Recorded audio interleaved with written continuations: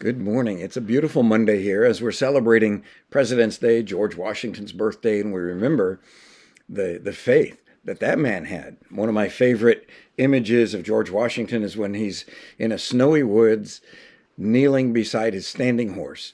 He's on one knee and he's got his head bowed like this, and his intent and his focus is to bring honor to Jesus Christ and to be faithful in the administration of his current duties as a leader.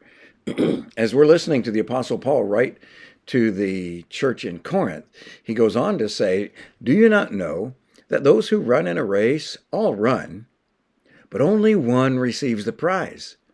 Run in such a way that you may win. Everyone who competes in the games exercises self-control in all things. They do it to receive a perishable wreath, but we an imperishable." He's saying, look at the Olympic athletes in that culture that was very prevalent.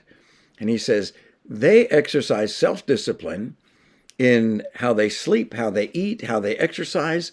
Everything they do is focused on winning the race, winning the game. And they practice this self-discipline. They work out, they exercise, they eat the right foods, they go the right places, they sleep at the right amount of time. They practice this self-discipline in all the areas of their life so that they can win a victor's crown made out of leaves and branches, which in a few days, the leaves are going to dry up and fall off. If they're especially well cared for, set up maybe in a box or protected, that wreath, that crown, might last for a while, but it's not going to last for long. And Paul says, we are in a race for an everlasting crown. So you run to win. Run in this race, and in this particular race, it's not only the first to cross the finish line. His name is Jesus. But it's everyone who crosses the finish line faithfully behind him. You run in such a way to win. Finish the race. Because we do this not to gain a wreath or a crown that's going to fade away and be tossed in the trash.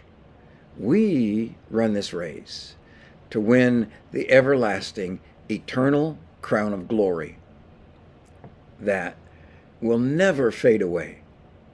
So, run with discipline. An athlete wants that big can of soda or that great big brownie sitting on the plate. An athlete wants this. His body wants that.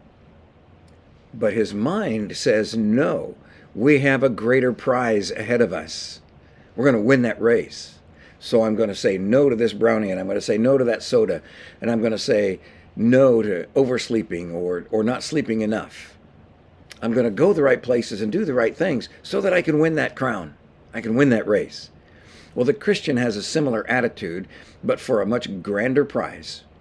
So let's run today with self-discipline, with endurance, and finish this race because God loves you, and we love you too.